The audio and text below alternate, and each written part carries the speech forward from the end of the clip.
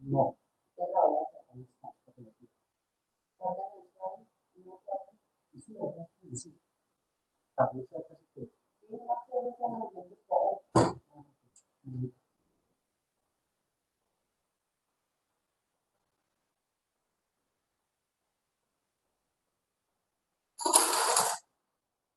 Bueno, yo creo que podemos ir empezando, Ana María. Listo, doctor. A mí me correspondió lo que es leishmaniasis. Es que la vez pasada no pude estar por lo de que estaba en la otra revisión de tema y se tomó mucho tiempo. Entonces, que era con Valentina. Pero ya hablamos de eso con los doctores, pues para que no se repita. Vale. Bueno, ¿cómo, cómo comparto? Allá.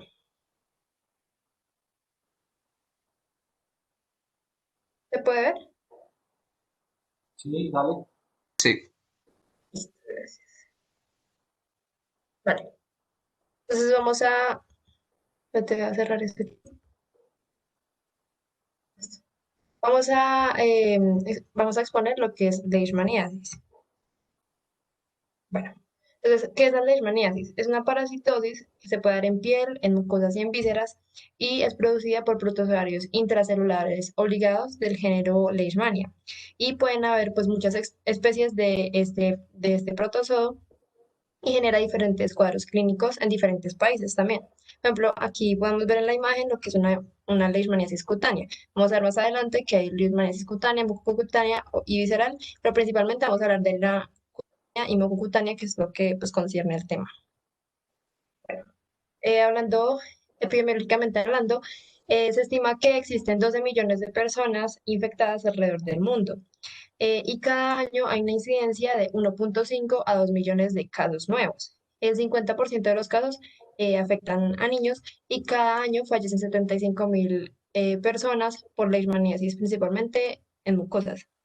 Bueno, se encuentra distribuida en áreas extensas de América, pero también en África, en India y en otras partes. Se puede clasificar como el Nuevo Mundo y del Viejo Mundo. Y en América se puede localizar desde el sur de México hasta el norte de Argentina. Y es más frecuente en áreas tropicales, más que todo en áreas lluviosas. Eso tiene mucho que ver.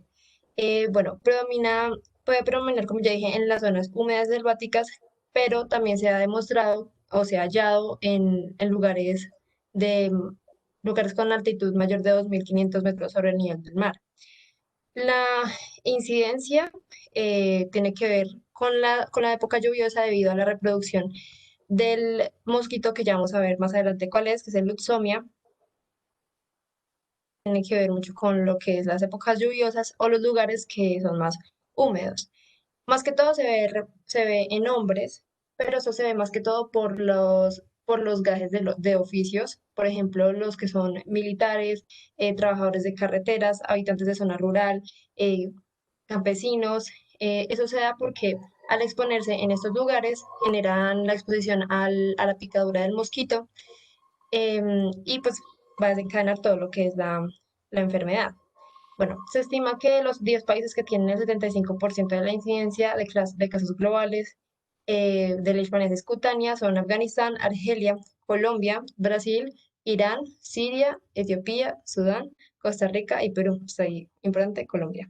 Y también leí que en Colombia hay gran variedad de presentación de leishmaniasis. Entonces, no solo como que puede presentarse cutánea, sino pues, de muchas variedades. Bueno, en la etiopatogenia, ¿cuál es el agente causal? Es un protozoo del género Leishmania. En el Nuevo Mundo se pueden identificar lo que son las Leishmania mexicana compleja o también brasiliensis. Y en el Viejo Mundo, la Leishmania trópica mayor etiópica.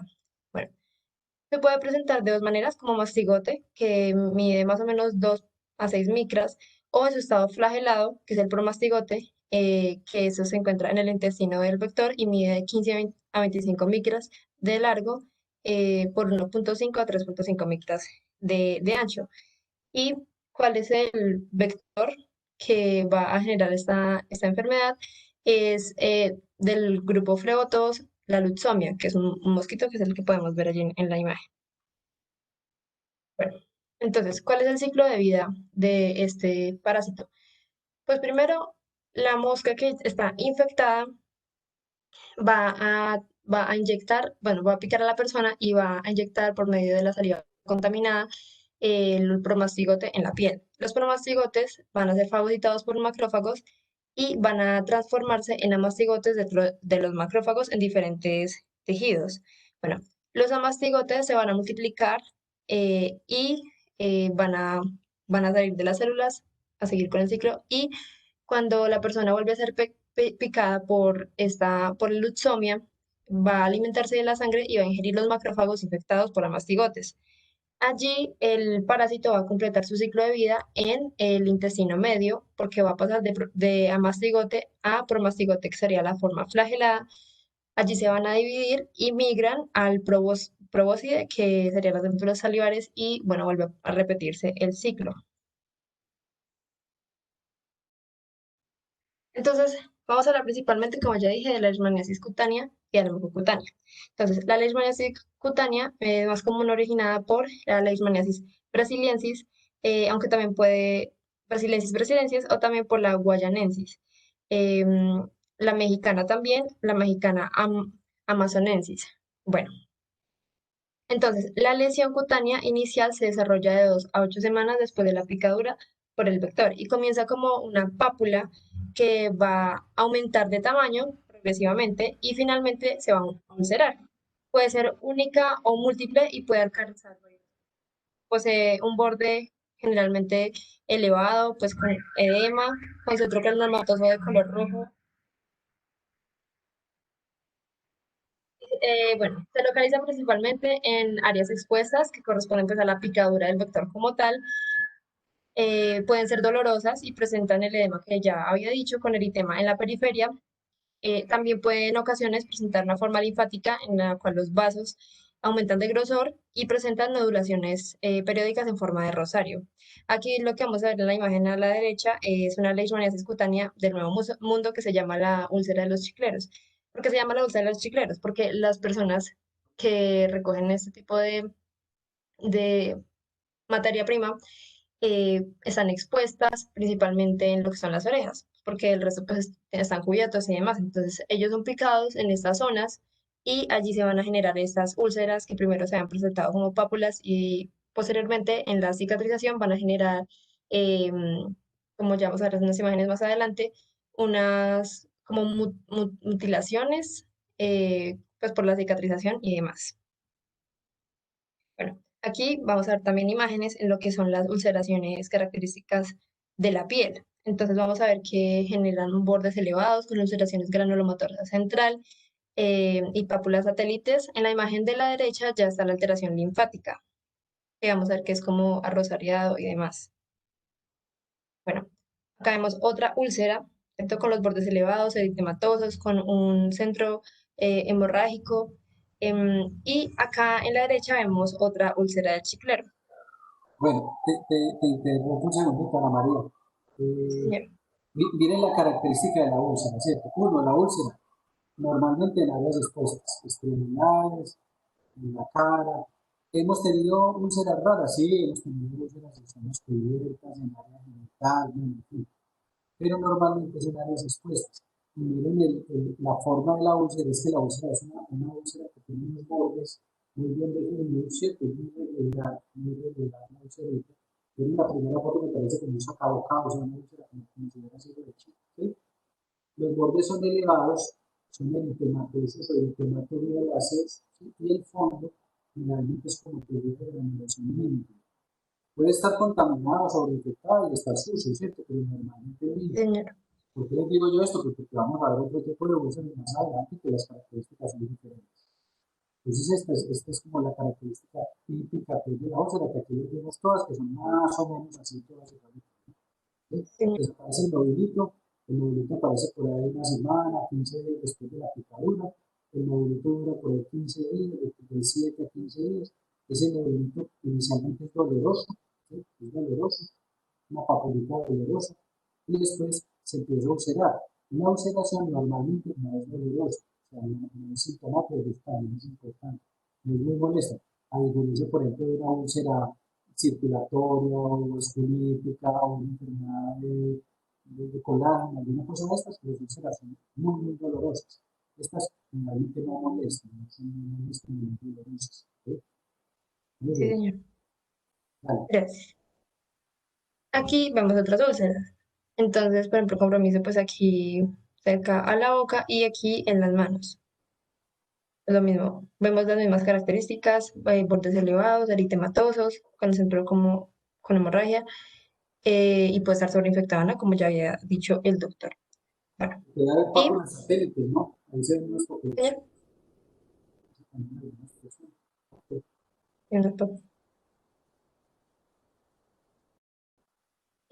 Y suele tener una resolución espontánea, pero de manera pues, crónica, no es rápida la resolución, puede ser de 4 o 6 meses hasta 20 años la resolución pues, de la úlcera. Queda una cicatriz en forma de placa con pigmentación asimétrica y pueden haber telangiectasis alrededor. También puede haber una deformación local debido a alteración de la estructura, pues por la destrucción tisular, y en la úlcera del chiclero suele terminar en la mutilación que ya había comentado antes en forma de muescas o hendiduras. Por ejemplo, acá pues podemos ver la cicatrización anormal y pues como una malformación o mutilación de la oreja. Bueno, la leishmaniasis mucocutánea ya por lo común es ocasionada por la leishmaniasis brasiliensis, em, y probablemente se debe a la diseminación del parásito por vía sanguínea o linfática. También puede ser por extensión local de lesiones vecinas. Y su periodo de incubación puede ser de 2 a 10 años, o sea, que no va a aparecer así como vimos la otra, que en 2 a 8 semanas después de la picadura, sino que esta se demora mucho más tiempo en aparecer. Y las lesiones se desarrollarían ya en el 90% de los pacientes. Ya un tercio de los enfermos no tiene historia de lesiones cutáneas, pero sí hay presencia de una cicatriz que puede ser como la evidencia de que hubo la picadura. Bueno, el cuadro al principio afecta a la mucosa nasal con la inflamación, edema, ulceración, y puede también haber síntomas nasales. Pueden haber exudados y hemorragias pequeñas, pero ya con el tiempo va a afectar a estructuras cartilaginosas y óseas. Ya es cuando se empiezan a alterar las estructuras y demás. Y esto pues, puede verse como con la destrucción por ejemplo, del tabique nasal, y se puede generar lo que se llama la nariz de camello, de tapir o el pico del oro, que como no tiene esta zona, pues se va a ver pues, de las características. Después, con el tiempo, la infiltración puede progresar y puede afectar el labio superior, inclusive el paladar blando, la laringe, las amígdalas, el piso de la boca y la laringe y la tráquea, que son afectaciones mucho más graves. Incluso, pues digamos, en lo que es la laringe y la tráquea puede generar obstrucción mecánica, y también por edema. La Puede enfermedad, pues, morir, ¿no? O puede ser mortal, ¿no? Puede ser, no, esto puede ser mortal esta forma de la enfermedad puede ser pues, severa y alterar el estado general, incluso causar la muerte, como ya hemos visto antes, puede generar a nivel anual y mundial se puede generar pues millones de muertes, y se puede generar por complicaciones respiratorias y por desnutrición. También puede comprometerse simultáneamente las orejas, otras superficies cutáneas como las extremidades, donde también genera lo que es el daño cartilaginoso y el daño óseo. Aquí lo que vemos en las imágenes es el daño del paladar blando y acá en el piso de la boca. Bueno, y la imagen anterior que no había explicado es una ulceración en la que se va a mutilar todo lo que es la zona nasal, y pues si esto progresa puede abarcar lo que es el labio y todo lo que ya había comentado anteriormente. El diagnóstico, pues primero, que como nos hace pensar en que probablemente la persona tiene esta infección, es por la historia epidemiológica y la exposición en un área endémica, también por las lesiones que pues las podemos ver, están ulceradas, en áreas expuestas, presentes por varias semanas, y ya las características que hemos hablado, esas de esas ulceraciones. La prueba Montenegro es, como por decirlo así, no es tan diagnóstica porque pues cuando es positiva pues ya nos confirma que sí tiene la infección, pero cuando nos da un resultado negativo no excluye el diagnóstico. Bueno, entonces la inyección, se hace una inyección de 0,1 mililitros del antígeno, o sea, de la leishmania, y eso va a generar una reacción retardada de 48 a 72 horas en las personas que tuvieron la enfermedad y se va a medir. Bueno, entonces ya como dije, si da negativo no significa que no haya tenido la infección, no la excluye. Bueno, otro es el examen directo del material, del borde de la lesión o por la aspirado después de inyección con solución salina. Y se demuestra con la visualización de los amastigotes con coloración de Gray. Y la última es la biopsia, que es también para observar si está el mastigote no flagelado intracelular en la biopsia de piel. O sea, podemos ver de piel, pues de varios tejidos, piel, hígado, ganglios linfáticos, aspirado de vaso, médula ósea también. Entonces acá vemos un ejemplo. Acá se podría.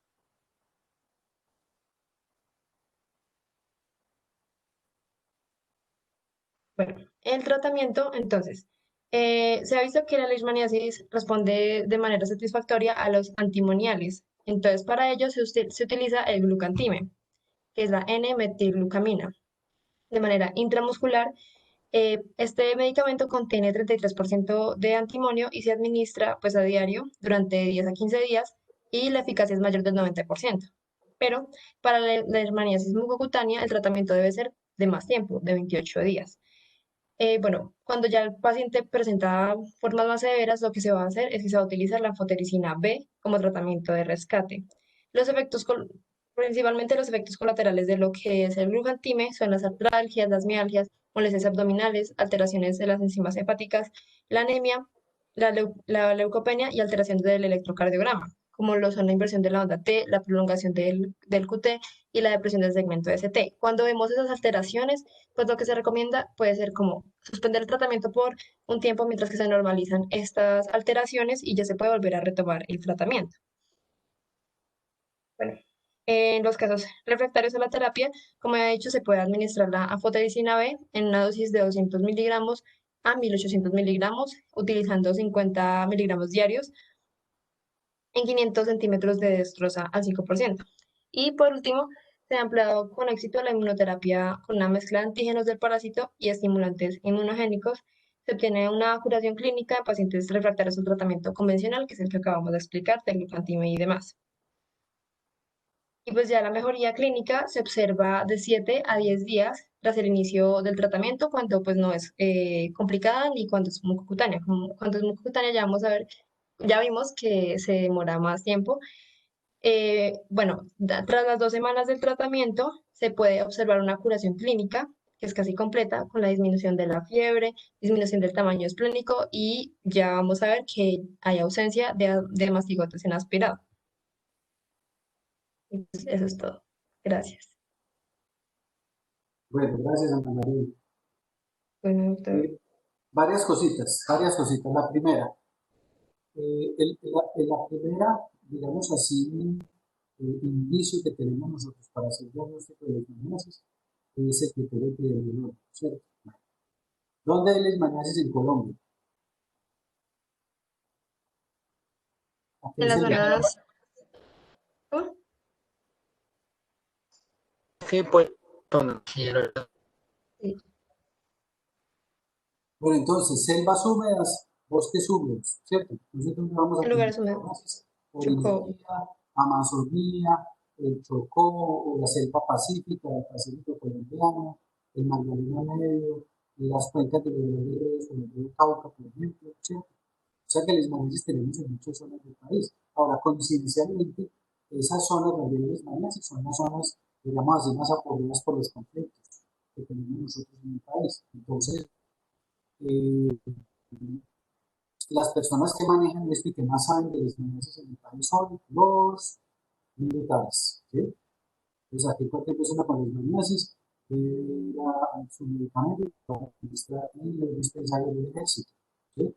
Eso sirve como para hacer un control también, pues, como de las personas que sufren de la enfermedad, como para un control de dónde viene, cuál es su oficio, ¿cierto? Su ocupación. La mayoría de las veces, por ejemplo, ahora vemos muchos erradicadores de hoja de coca, vemos todavía raspachines, ¿no? Los raspachines son los que raspan la hoja de coca, los que la recolectan, ¿sí? Militares y las otras personas pues involucradas en el conflicto. Entonces, por eso ya saben que si usted tiene problemas para hacer diagnóstico, lo mejor es que en el laboratorio del ejército hayan hacen un diagnóstico mucho más fácil, porque es más tiempo pues, con la prueba para hacer el diagnóstico es el frotis directo de la úlcera. Entonces, el frotis con pulsaciones de cero. Entonces, ahí se ven intracelularmente los anastigotes y se ven, no son fáciles de ver, o sea, necesitan un ojo muy entrenado y por eso de pronto pues, nos podemos ayudar de estas personas que son los que no saben de eso. ¿Sí? Si no hacemos diagnóstico con el frotis, entonces tenemos que tomar una biopsia. ¿Sí? Esa biopsia se toma del borde, como una caja de ponqué que tenga la parte del borde y que tenga también desde el centro de la úlcerita. Entonces, tenemos como unas cajitas de ponqué del borde de la úlcera, grandecitas, ¿no? Y profundas. Y eso se envía al laboratorio y se hace el procesamiento y se van a ver también los anastigotes pues, intracelulares, de pronto es más fácil en la biopsia inclusive, pero no es la prueba de elección, se les pregunta de cuál es la prueba diagnóstica para el diagnóstico de imagen, si no se les ocurre que es el frotis, no es la biopsia, es la prueba de elección, ¿cierto? Es fácil que lo hacen en cualquier laboratorio, que no necesitamos que lo instrumental quirúrgico para tomarlo, en fin. Entonces, el frotis es lo primero, ya tenemos criterio clínico, epidemiológico y el frotis, o si no si es el caso de la biopsia. A veces nos pasa que hacemos frotis y no aparece el diagnóstico del paciente de una zona donde hay desmayo o donde está el mosquito, ¿cierto? ¿Sí? Y no aparece en los frotis, que no aparece, entonces tomamos la biopsia, a veces tomamos la biopsia y tampoco aparece, ¿sí? Igual si tenemos los criterios clínicos epidemiológicos, pues tenemos que hacer una historia clínica donde se sustente que hay que hacer un tratamiento de prueba del paciente. Entonces, si no lo sustenta, hacen un tratamiento de prueba. Pero lo que pasa es que el problema del tratamiento de prueba es que es incómodo, ¿no? El glucantina o la N-metilglucamina, que es el tratamiento de elección de esto, viene en ampollas de 5 mililitros, creo que con 500 miligramos, ¿sí? Y la dosis es 20 miligramos por kilo. Entonces, una persona de 70 kilos le tiene que poner 3 ampollas de 5 mililitros en la manga todos los días. Entonces, es un tratamiento un poquito incómodo, ¿sí? Es un tratamiento de harto, pero ese es el tratamiento de elección, ese es el de primera línea, todavía tiene una buena efectividad, ¿sí? Si de pronto falla, pues se pone un segundo tratamiento, creo que son 20 días para la disminución cutánea, 28 días para la disminución mucocutánea, ¿sí? Y inclusive más tiempo para la disminución visceral. Aquí no se mencionó la disminución visceral porque pues, no da caso, pero quiero contarles que en Colombia hay focos de disminución visceral. Hay un foco en el hígado, ¿sí? Entonces, con mucha frecuencia reside porque ponen a uno casos clínicos con la epidemiología que viene en no sé qué municipio de Vega, no me acuerdo cuál es, donde hay disminución visceral y le ponen a un cuadro clínico que es un sistema de un síndrome febril agudo con pérdida de peso, con hepatosplenomegalia, pericia, estas cosas, y eso es una disminución visceral, porque se manifiesta así de esa manera. El diagnóstico se hace normalmente por el examen de la médula ósea, ahí es donde se hace el diagnóstico de la disminución visceral. Bueno, entonces hay como un paréntesis. Entonces, el tratamiento de primera línea es el glucantina, ¿cierto? De segunda línea es la pentamina, de segunda línea es la pentamina, eso es lo que tenemos nosotros pues, ahorita en los protocolos de manejo. Hay otros medicamentos orales nuevos que se están ensayando, que tienen buen uso, pero pues todavía no están implementados dentro del plan de manejo. No se les olvide que el glucantina también tiene mucha toxicidad, tiene toxicidad hepática, tiene toxicidad hematológica y produce cambios electrocardiográficos, como ya hemos mencionado. Y si ustedes ven esos cambios electrocardiográficos, parecen un infarto agudo de miocardio. Entonces, hay que hacer siempre un electrocardiograma previo, ¿sí? Y hacer un electrocardiograma durante el tratamiento, no solo la mitad del tratamiento. Si hay algún síntoma, ¿sí? Que disminuye malestar, dolor torácico, hacer el síntoma. Parece que los cambios electrocardiográficos son cambios electrocardiográficos y parece que no implican que el paciente esté haciendo pues, una patología cardíaca, pero igual hay que suspender el medicamento en caso de que ese paciente es más importante y hacer las enzimas hepáticas. ¿Sí? Esa es la otra cosa que es importante con esto. Bueno, la disminución mucocutánea y de la disminución mucocutánea no se les olvide que los síntomas pueden empezar entre 10 y 14 años después de haber estado en contacto o haber tenido, digamos, la preinfección. Es un paciente que tenga úlceras de tabique nasal o destrucción del tabique nasal o diarrea con úlceras en boca o en nariz, hay que descartar siempre los análisis como de primera patología, digamos, es que causa eso. Preguntar por si ha estado visitando alguna zona de estas boscosas en los años anteriores, ¿cierto? Aquí es donde vemos nosotros más en nuestra región, donde más vemos nosotros los análisis, es este que viene por allá del valle, el Yotoco, el valle, por allá la de la altura, por aquellos lados es donde se ve más acá. Hemos tenido dos casos en el Quindío que yo he visto, pues, que yo haya visto, ¿sí? Y ambos de la Tebaida, pero parece que son pues, porque el mosquito se vino montado en el bus, en el camión que traía la madera o la altura, y se bajó y picó a la oreja del muchachito. O sea, no hemos podido pues, comprobar que haya foco epidemiológico de nosotros acá, son 6 casos aislados, entonces creemos que eso puede ser la causa de esos casos que hemos tenido como autóctonos en el periodo, ¿cierto? Generalmente son importados, es gente que viene otra parte. Y usted, no, es que yo soy finquero del Caquetá. Bueno, eso puede ser que por allá que trabajo que ellos lo saben, ¿no? La misma gente del campo de esas zonas conocen la patología, conocen el mosquito, ¿cierto? Ellos me dicen pito, que le dicen pito el mosquito que produce chara, ¿cierto? Pero, por ejemplo, la Amazonía, en el oriente le dicen pito el mosquito que produce el zampudito, que es este que produce la infección. Muy bien, ¿alguna pregunta?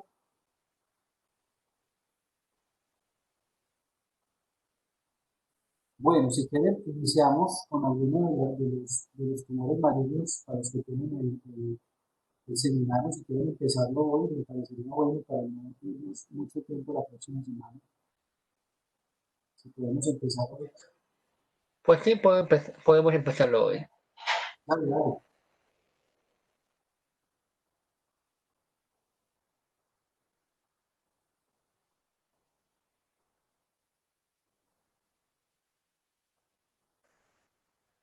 Bueno, entonces empezaremos con melanoma. ¿Me escuchan bien primero? Sí, sí, ahí. Y si se te escucha bien.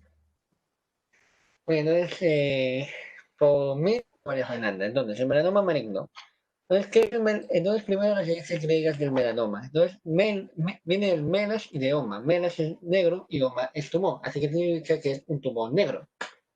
Entonces, el melanoma es un tumor que se origina de lo que son de los melanocitos. Ya sabemos que son células ubicadas en la epidermis que se encargan de dar la coloración a la piel. Entonces, lo más común es de que el melanoma se presente en la piel, pero como es derivado de los melanocitos, puede presentarse en cualquier sitio donde haya melanocitos. Haciendo que también haya variaciones como melanomas en la mucosa oral, en la uvea y en la membrana meningia. Entonces, a ver, acá podemos ver una imagen en la que entonces, el tubo presenta dos tipos de crecimiento, un crecimiento horizontal y un crecimiento vertical. El crecimiento horizontal es característico de la fase in situ del melanoma. Ese crecimiento horizontal se respeta lo que es la dermis, la membrana basal, y no existe metástasis. Cuando uno encuentra y extirpa este tumor en esta fase de crecimiento horizontal, la curación es casi completa. Mientras que está el crecimiento vertical. El crecimiento vertical es el que tiene potencial metastático y es cuando ya supera la epidermis. Entonces, por ejemplo, acá podemos ver en este gráfico cómo la A es, como la A es una piel normal, en la B ya empieza a haber una acumulación de los melanocitos, en la C ya hay un crecimiento horizontal y el crecimiento horizontal. En la C está más propagado y en la E ya está completamente con crecimiento vertical y ya llegó inclusive a los vasos sanguíneos. Entonces, en esta imagen, en el momento en que está la E, ya hay riesgo de metástasis cutáneas. Empezando con la patología. Entonces, acá lo que encontramos son A ver si puedo sacar. Bueno, lo que encontramos son nidos de proliferación melanocítica, que se pueden ver son estos círculos que se encuentran acá cerca de la epidermis. Estos nidos de crecimiento es donde empieza a replicarse las células y cuando hay crecimiento horizontal, son células bien diferenciadas y maduras, y cuando hay crecimiento vertical, entonces ya no hay maduración de las células y empieza a infiltrar la dermis. Cuando está en la fase de crecimiento, Yadian se asocia a un infiltrado linfocítico intenso. Entonces, pasando a la epidemiología, entonces primero esto. Esta es una infografía que está en el Instituto de Cancerología de Colombia, en la cual nos indica de que melanoma constituye el 4% de los cánceres de la piel a nivel mundial y es responsable del 80% de las muertes por cáncer de piel. En Colombia al año lo presentan 200 personas y en el mundo hay 200.000 casos nuevos por año. En Colombia, 1.200 casos nuevos por año. Entonces, acá y las estadísticas del Instituto Nacional de Cardiología es de que se reciben 130 nuevos pacientes de melanoma por año, y 40% de los melanomas se encuentran en las uñas, palmas, plantas de manos y pies. Esto es una variante del melanoma que ahorita voy a explicar mejor.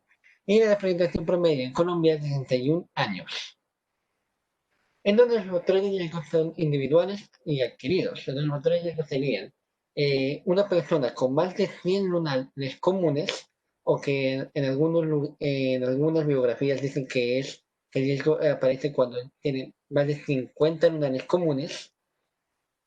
Con la presencia de pecas, que son los mismos lunares, el fototipo, que sería personas blancas de cabello color mono o rojo y ojos claros, que son los que más riesgo tienen, y accidentes personal o familiar de melanoma. En los requeridos sería la exposición a luz solar crónica o intermitente. Esto es especialmente para lo que es la variante del léntigo maligno, la exposición a múltiples quemaduras de sol, sobre todo en lo que es la infancia, y el uso de las cámaras de bronceo.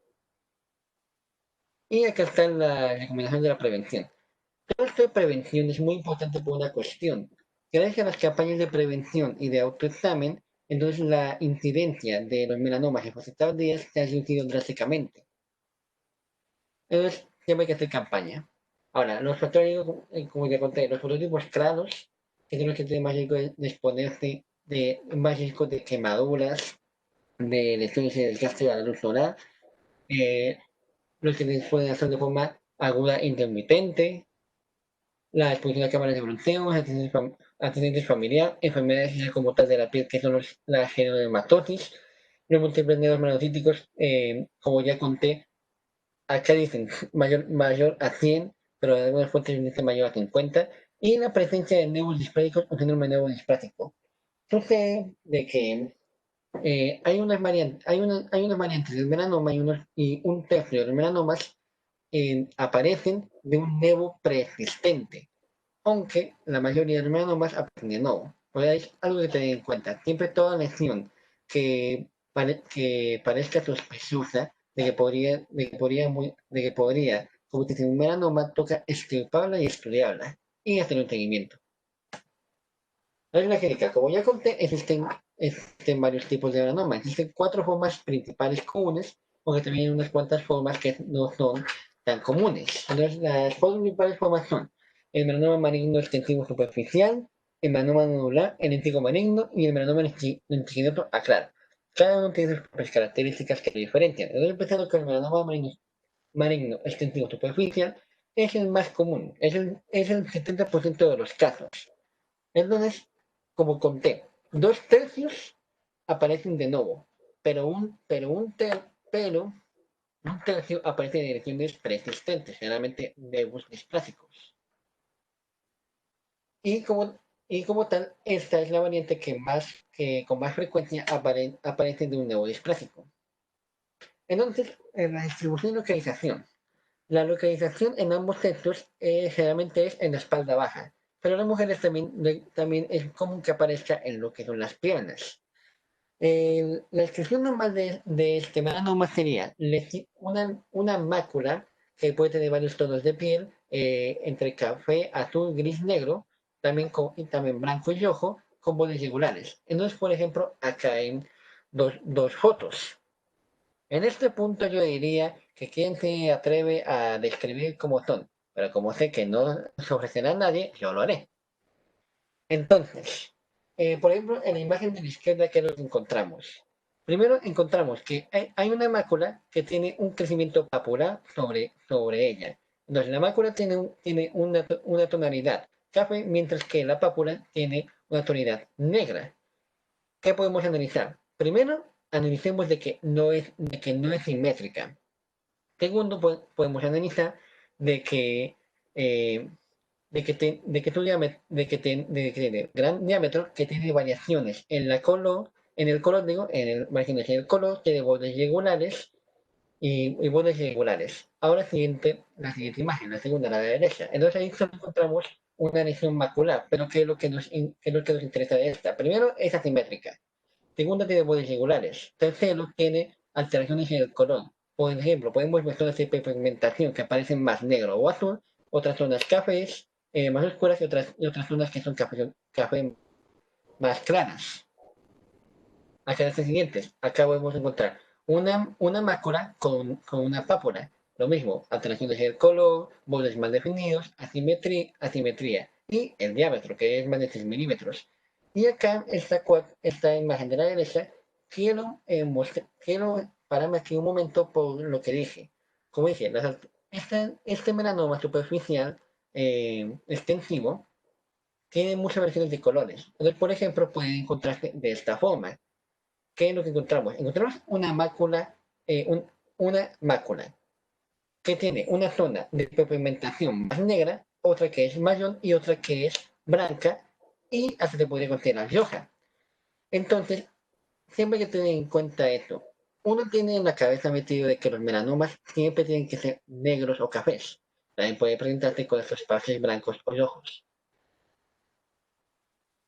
Ahora sigue el melanoma nodular. Entonces, el melanoma nodular. David, ¿Eh? perdón, pon la foto anterior otra vez.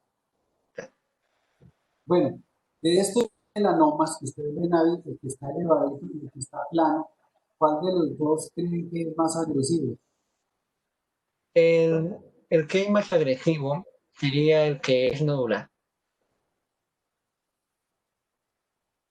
No, de dos fotos que están viendo, para el que tiene el nódulo, Sí, bueno, yo digo que es el que tiene el nódulo.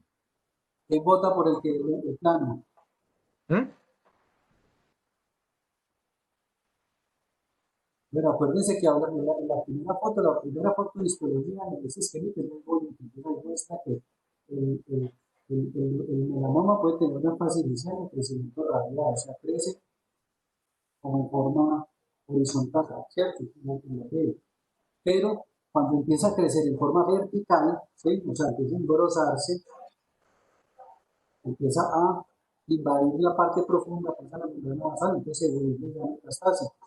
Entonces, entre más elevado sea, entre más grueso sea el melanoma, es más peligroso. ¿Sí? Ojo con eso. Entre más grueso es más peligroso. No quiere decir que si el melanoma es plano no es peligroso. También si pasó la basal, si sea plano, pues también tiene riesgo de metástasis. Entonces, el nodular, el que sí que vas a mencionar, el nodular, que es cuando ese plano ya no es plano, sino que es nodular, ya entonces es de peor pronóstico. ¿Sí? Eso quiere decir que el grosor del tumor es lo que nos da el criterio de agresividad del melanoma. ¿Sí? Que ahora van a hablar de eso más adelante. Ok, dale, sigue. Entonces, la segunda variante sería el melanoma nodular. Entonces, es el segundo subtipo más común en el mundo, que sería el 15-30% de los casos de melanoma. Es, de hecho, muy agresivo.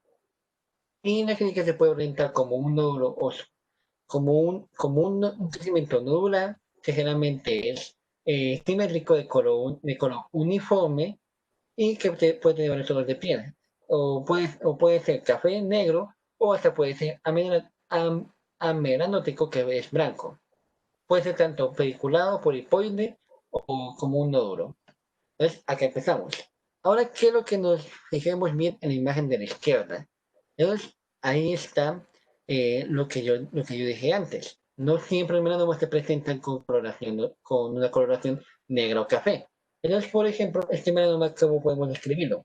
Podemos describirlo como una lesión, con una lesión una lesión macular de coloración roja.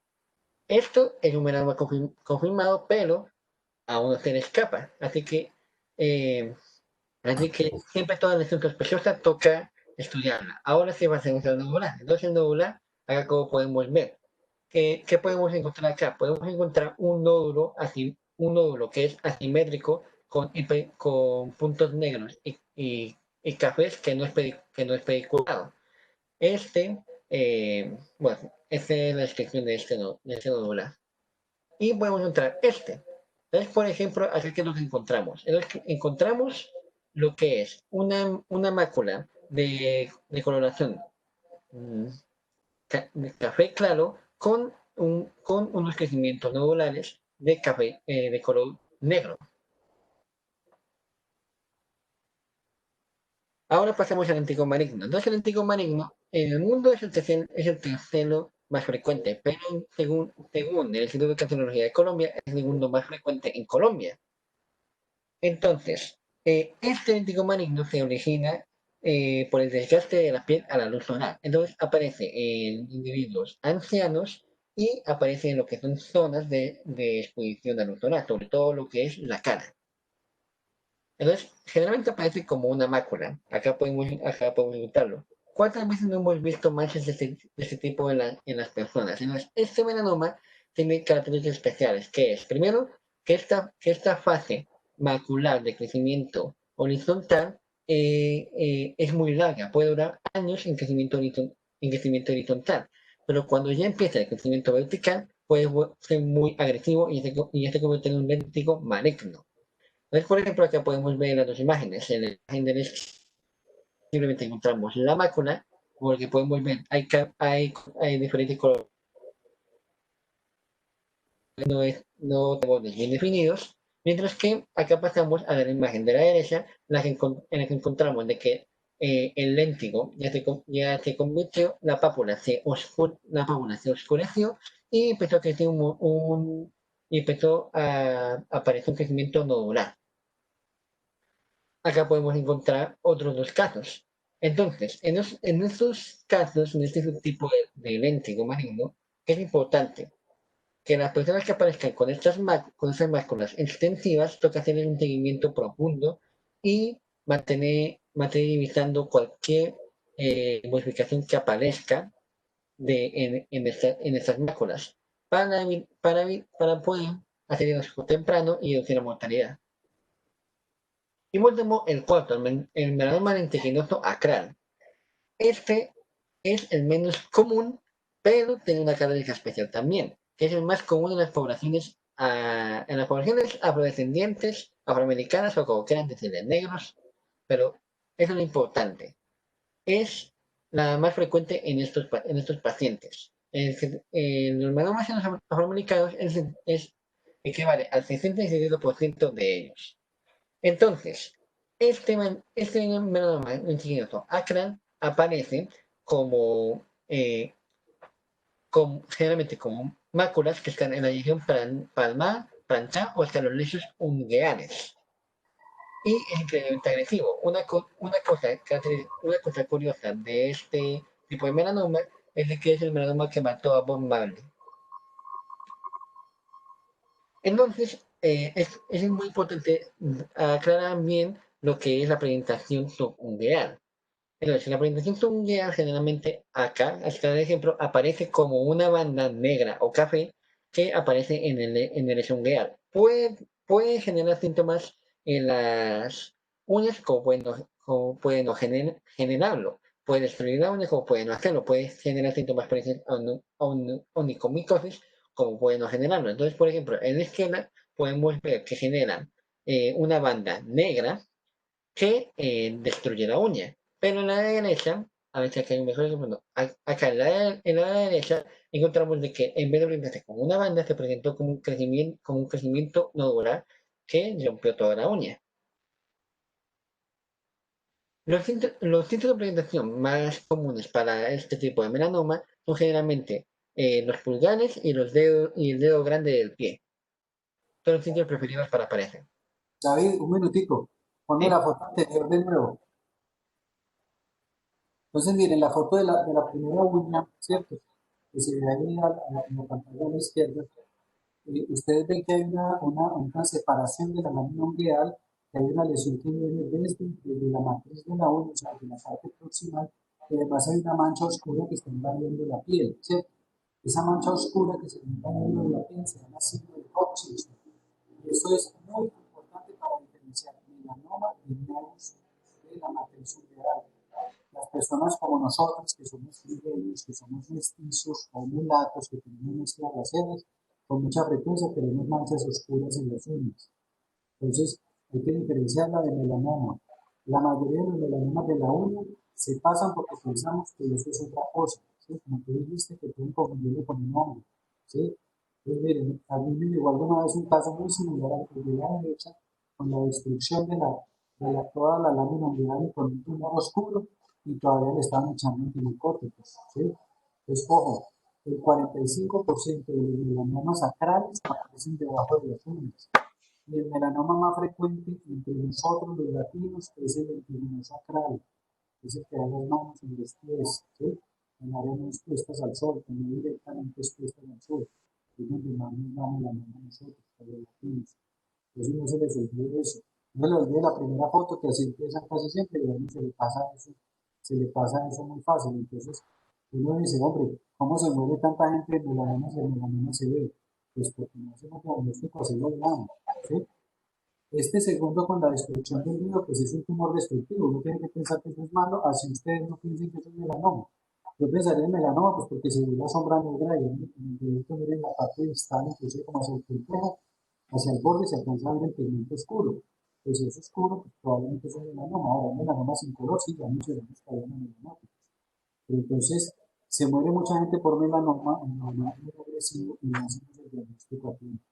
Pues, el paciente no le para bola a la manchita ni la familia, o a nosotros se nos pasa. Y miramos y creemos que toda la lesión que le da las uñas son hongos. ¿Sí? En eso terminamos, ¿no? Terminamos pensando que los brotes en la piel son hongos y los daños de las uñas son hongos. Ojo con eso. ¿Sí? El melanoma, uno tan obvio como este primero, o uno no tan obvio como el segundo, la segunda foto de esta fotografía, ¿sí? Creo que la segunda es una manchita de pendeja, pero que dice una Hodgkin, y que ya con eso, así no sea negro, es un melanoma, ¿cierto? El primero pues es un melanoma muy obvio, muy grandote, ¿sí? Ok, sigamos. Sí, por ejemplo, complementando lo que dijo el doctor, es muy común de que estos melanomas centrales presenten síntomas en la uña que confundan con onicomicosis. Es siempre la mayor confusión. Bueno, también es un poco comunes como el amenolítico que ya les mostré y un melanoma derivado del nevo de Spitz, que es un nevo más característico de la infancia. Ahora, entonces el diagnóstico. Pues, la prueba confirmatoria definitiva es obviamente una biopsia, pero uno no puede andar biopsiando todos los nevos que aparecen. Así que, ¿qué es lo que toca hacer? Toca en base a la clínica ver lesiones sospechosas. Entonces, existen muchas técnicas. Por ejemplo, una que tiene mucha evidencia, demostrado muy efectiva, es la hemotecnia ABCDE. Entonces, esa mnemotecnia empieza con evaluar la simetría, luego evaluar los bordes, evaluar el color, el diámetro y la evolución de este. Entonces, por ejemplo, acá quiero traer dos casos. Entonces, por ejemplo, si evaluamos la primera imagen, entonces, ¿qué encontramos con su simetría? Que primero es simétrico. ¿Qué encontramos con sus bordes? Tiene bordes bien definidos. ¿Qué encontramos con el color? Tiene coloración normal. Pero ¿qué encontramos ahora con el diámetro? Entonces encontramos un diámetro que es mayor a 6 milímetros, como dice acá, y toca seguir la evolución. Por ejemplo, un nevo normal no es tan grande. Tenemos, en comparación, las otras imágenes que las otras que tiene el paciente. Entonces, viendo que es tan grande, ya es una de las señales de alarma. Toca vigilarlo a ver cómo evoluciona. Que este es un neurodisplasico. Ahora el siguiente, que es mucho más obvio. Entonces, ¿qué podemos encontrar? En la simetría es asimétrico. Los bordes, aunque al inicio parece simétrico, bordes irregulares digo, uno se pone a ver y no es irregulares. Por ejemplo, acá no tengo curso, pero se logra ver que hay una salida en la parte inferior de este. ¿Cómo es el color? Encontramos de que primero hay una zona de hiperpigmentación. Encontramos que los bordes tienen coloración café y que el centro tiene coloración roja. Entonces falla con la coloración. Esta David, patota, ¿sí? David, interrumpo. Entonces, el ABC de melanoma, ese es como lo que nos tenemos que meter en la cabeza nosotros cada vez que veamos un paciente de consulta por un tumor en la piel o por un tumor pigmentado, ¿sí? Todo lo que sea oscuro hay que ponerle el ABC de melanoma. Pues asimetría, partirlo por la mitad, ¿cierto? Si parte por la mitad, si una mitad es igual a la otra, en cualquier sentido, es simétrico. Si una mitad no es igual a la otra, es asimétrico. ¿Listo? Los bordes deben ser regulares y bien definidos. Los regulares quiere decir que tenga una forma muy neta, ¿sí? Y bien definidos quiere decir que usted alcanza a ver el borde hasta donde llega. Miren el segundo y verán que en el segundo ve que es muy irregular. Si ustedes lo pintaran, van a ver que no es regular, sino que es como irregular, como si fuera una isla irregular, ¿sí?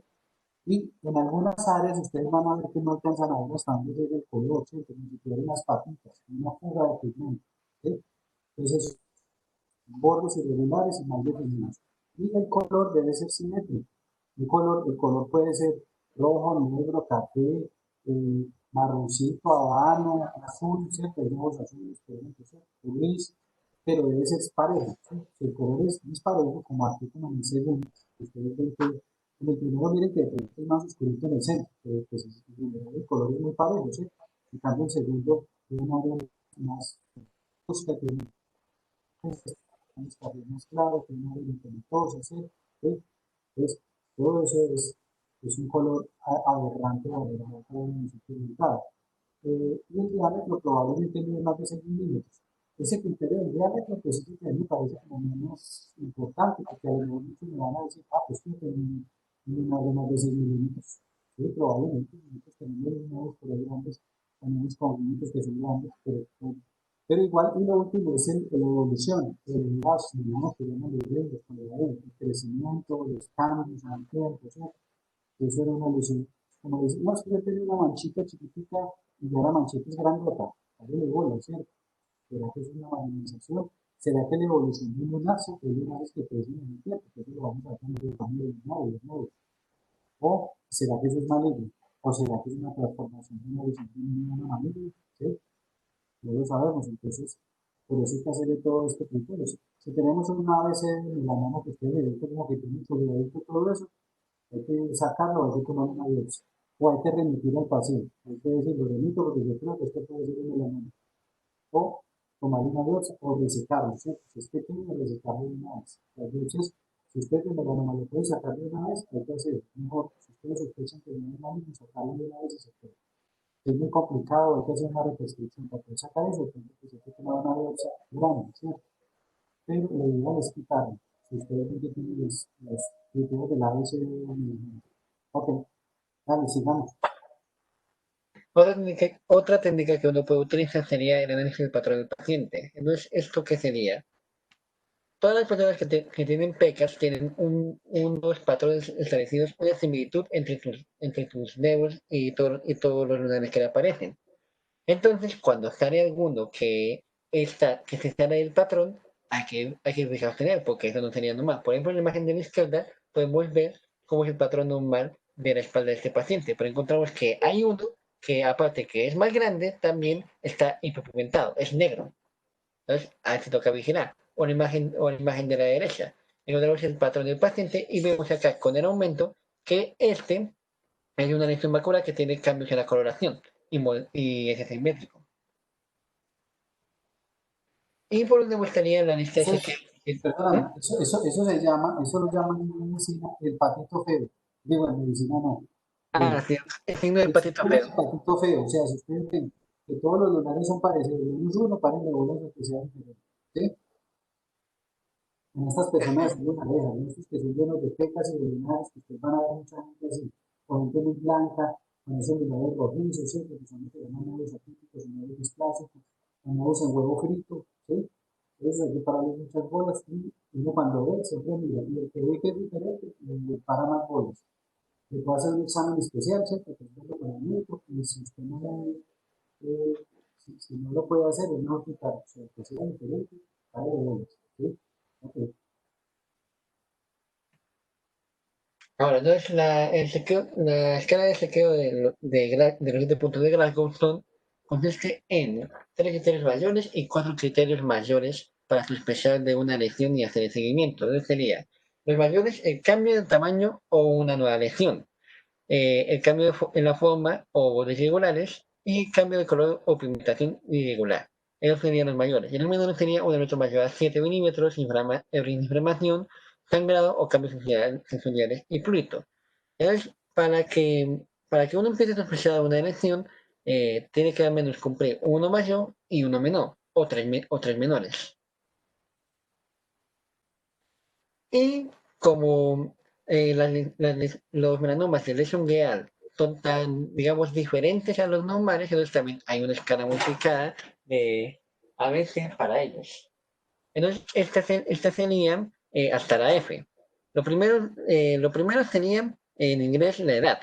Entonces, ¿eso qué es? Entre más edad, o si es africano, o si es asiático, tiene mayor riesgo.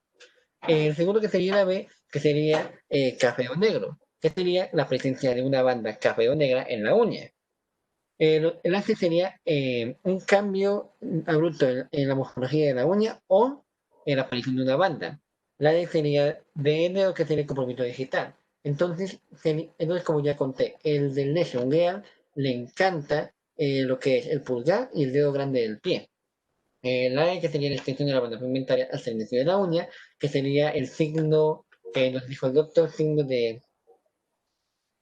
No olvidé el nombre del signo. Y la F, que sería la historia familiar. Y ahora una calificación, que es una calificación que tiene mucha evidencia para lo que es el pronóstico y el avance, y para decir qué tan avanzado está el melanoma, que sería la calificación de Breslow, que es lo que se basa en el grosor y la profundidad del melanoma. Entonces, en la etapa 1 con un grosor menor a 0.35 milímetros, la etapa 2 entre 76 y 1,50, etapa 3 1,50 y 2,25, y bueno, ahí ya pueden ver. Esto también hay otra clasificación. Entonces, esta escala de Breslow tiene mucha evidencia y es muy útil, pero luego terminó siendo sustituida por esta escala, que sería la escala de clasificación de la AJCC en 2007. Entonces, ¿cómo no más para clasificarlos? Entonces, nos muestra primero en lo que es el grosor. Entonces, acá está el grosor y también tiene en cuenta lo que es los cambios de oxidación. Lo segundo que nos clasifica sería el estado de nodal o de metástasis. Y por último sería ya la metástasis como tal.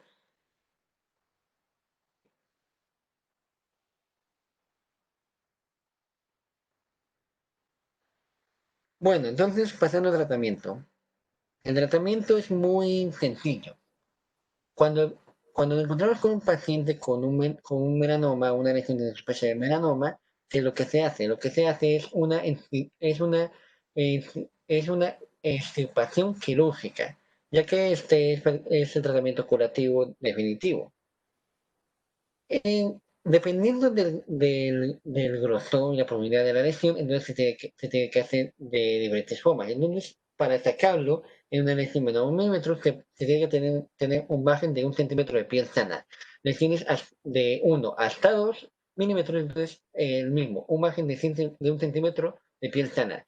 En lesiones de mayor profundidad de 2 milímetros, entonces tiene que tener un margen de piel sana de 2 centímetros. Eso es para pacientes que no están en etapas avanzadas y no tienen metástasis. Ya que los que tienen metástasis ya necesitan tratamiento con oncólogo, que puede ser con quimioterapia, radioterapia o terapia inmunológica. Y bueno, muy pronóstico, como ya conté con la escala de Breslow, entonces se sabe si la supervivencia a 5 años, si es inferior a 1 milímetro, es de 95 a 100%. Pero en cambio, si la profundidad es de mayor a 4 milímetros, entonces la supervivencia a 5 años es del 50%. Igual es con el estadio que se alcanza, si es localizado, original o distante, la supervivencia a 5 años. En esto.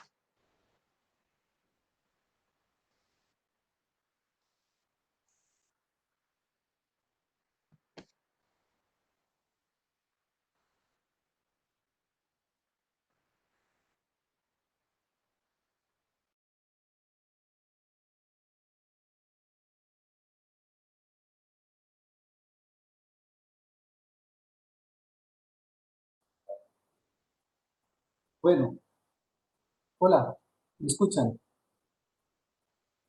¿Y doctor? Bueno, entonces miren, el pronóstico de melanoma, ya vimos que lo más importante es el grosor de la lesión, ¿cierto? Entonces van a leer por ahí en el libro que hablan de dos escalas, la escala de Breslow y la escala de Clara. El Clark no es importante, pues usted lo lee. El Clark es el grosor histológico, perdón, es el nivel de invasión.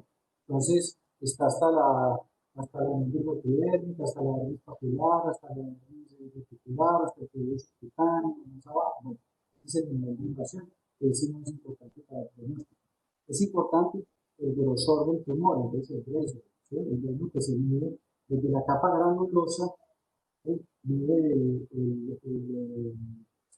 el patólogo con una reglilla en la profundidad se la da uno. Si ustedes en un informe de patología de la mayoría no prendo, están muy altos. Porque dependiendo del reloj es el que se hace el tratamiento. ¿Sí? Ese es el criterio más importante de pronóstico. Desde el punto de vista paraclínico de la universidad. ¿Sí? Es la medición del tumor.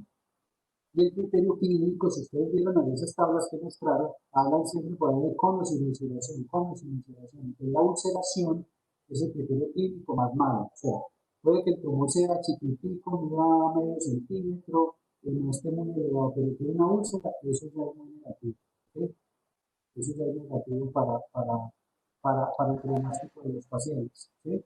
Con ulceración cambia la clasificación del tumor. Entonces, siempre van a oír eso, que el cirujano siempre pregunta, ¿tiene ulceración o no tiene ulceración? Listo, haga el examen, después empieza a volver con él, hacer el examen de extensión y todo eso, porque desde el punto de vista clínico eso es importante. Obviamente, si tiene ganglios, si tiene metástasis, pues eso es mucho peor, ¿sí? Pero desde el punto de vista clínico es eso. Bueno, ahora que está hablando de metástasis, ¿a dónde hace metástasis el melanoma normalmente? ¿Sí? Entonces, el primer sitio que hace metástasis del melanoma, ojo, póngame cuidado que pronto se los pregunte, no está por ahí, no me dice metástasis en ningún lado. El primer sitio que hace metástasis el melanoma es a la misma piel. ¿Sí?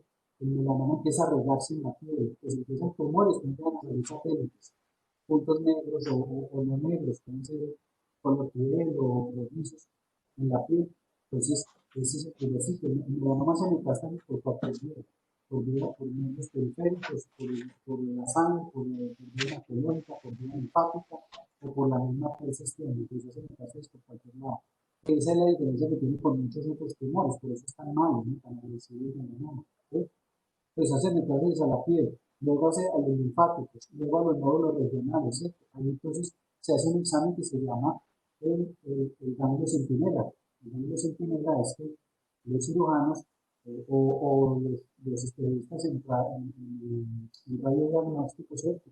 Marcan esos ganglios, los ganglios a los que primero hace drenaje, digamos, la célula que está afectada, por ejemplo, si el niño está en el pie, desde la niña, entonces por radiofármacos o con INPC, yo me acuerdo que cuando yo me tocó eso, cuando estaba haciendo la especialización, se hacía con azul de metileno, se inyectaba azul de metileno alrededor de la lesión, alrededor de la cicatriz, y uno miraba, abrían una isla, buscaban el daño que primero se marcaba, y ese daño se sacaba y se revisaba en histología, ojalá inmediatamente, y se daño era negativo, se cerraba el paciente y si era positivo, se hacía vaciamiento y se empezaba tratamiento como una enfermedad metastásica. ¿Sí? Eso es lo que se llama daño centinela. Tiene muchos afectos y muchos desafectos. Entonces, si se quieren ver sobre él, se dan cuenta que el daño centinela es en algunas escuelas mandatorio y en otras no. Luego hace metástasis a el hígado, los pulmones, el tubo digestivo y al cerebro. ¿Sí? Entonces, el tumor que más frecuentemente hace metástasis al cerebro es el melanoma. ¿Sí?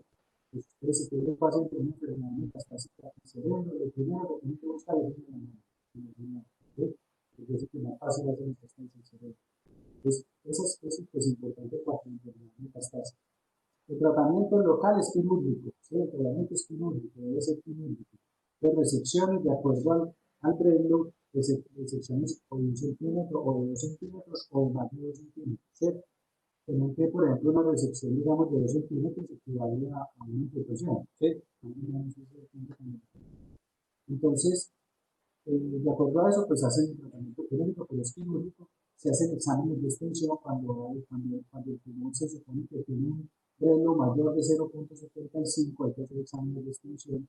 Entonces, pruebas hepáticas, deshidrogenasa láctica es muy sencillo, CPK, transaminasas, se puede hacer gamografía ósea, se puede hacer TAC de cráneo, del sistema nervioso central, la radiografía de toras, bueno, buscar metástasis en cualquier parte, pues el que se está buscando una enfermedad metastásica. En algunas escuelas solo se revisan los sistemas que estén afectados, o sea, el paciente tiene dolor abdominal, obstrucción intestinal, alguna cosa, pues hace estudio de destinos, se tiene todos entonces estudios pulmonares, pero en muchas escuelas el protocolo de estricto se hace, pues, digamos así, siempre un estudio extenso cuando el grado es mayor de 0,75. Fue mayor de 0,75 y se hace daño centinela y se hace entonces después de los estudios del caso que se hace un seguimiento muy estrecho. ¿Sí? Y ya el otro manejo pues es con quimioterapia. Ya existen también fármacos anticuerpos monoclonales que de acuerdo a la genética del melanoma pueden servir para ciertos tipos de melanomas. Entonces existen también anticuerpos monoclonales, se dividen en marcadores específicos y de acuerdo a eso pues hay terapias que están bien en París, incluso ya tenemos muchas de estas terapias biológicas para melanoma que funcionan muy bien y que alargan mucho la vida de los pacientes con esta enfermedad, pues que puede llegar a ser tan seria y tan maluca, pues. Lo otro es que el melanoma tiene genética, ya les hablé, ¿no? Hay genética de melanoma, entonces, aparte de todo lo que vimos como factores de riesgo, también está la herencia. Un paciente que tiene síndrome de ovario displásicos y en la familia de melanoma, ojo, ese paciente tiene un riesgo altísimo de hacer también melanoma. Entonces, si tiene herencia de melanoma, también hay que hacer el seguimiento, ¿sí? Nosotros hacemos un estudio que se llama dermatoscopia. La dermatoscopia es una revisión de riñón por lunar con un aparato que tiene que estar en un microscopio estereoscópico, ¿no? Un magnificador de imagen, y eso tiene sus propios criterios. Existe semiología dermatoscópica. Pues con eso nosotros nos ayudamos también mucho para saber cuándo una lesión es maligna o benigna. ¿Sí? No solo pues el ABCD, sino que también ayuda mucho sobre todo a ahorrar cirugías innecesarias o a orientar a veces unas que no creen, nosotros la visión que comentaba chiquita y decimos, pues es una así, pues una chiquita, pero no tenía, pues es una, que entonces que está empezando, entonces dermatoscopio, no se tiene mucho para eso. Existe dermatoscopio digital, es que se toman las fotos a los pacientes, un software, eso de los lunares, y se sigue haciendo seguimiento, tomando fotos al mismo tiempo cada 6 meses y le van diciendo qué lunares son atípicos, qué lunares han cambiado, cuáles son nuevos, entonces ahí sirve también para orientar a estos pacientes de pronto, o que han tenido melanoma, o que tienen familia que ha tenido melanoma y tienen un periodo de melanoma. ¿Ok? Bueno, ¿alguna pregunta? A mí se me olvidó una cosa que se me pasó.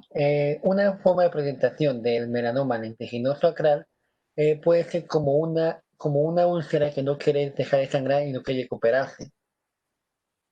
También, inclusive hay una forma clínica que es el melanoma amelanótico, ¿cierto? Que no tiene color, que es como un pólipo, ¿sí? Que sangra fácil, que se parece a un granuloma pirógeno, ¿sí? Que el granuloma pirógeno es una lesión muy frecuente en la piel que después de que se pinta, se chuza, o se le encarna una uña, un granito que sale de rojo, que sangra fácil, que es una hipertrofia, digamos, de granulación, y se puede confundir muy fácil con un melanoma, ¿no? Con eso. De pronto, la próxima semana arrancamos de nuestro tener unas fotos de todos estos tipos de melanomas que hablamos ahora diferentes para que ustedes vayan conociendo en estos de los casos clínicos de melanoma para que los miren y seguimos pues con carcinoma vasocelular y estamos en bien. ¿Ok? Listo, doctor. Nos vemos la próxima semana. Buenas tardes. Listo, Buenas doctor, muchísimas tardes. gracias. Gracias. Bueno, doctor, gracias. Gracias, doctor.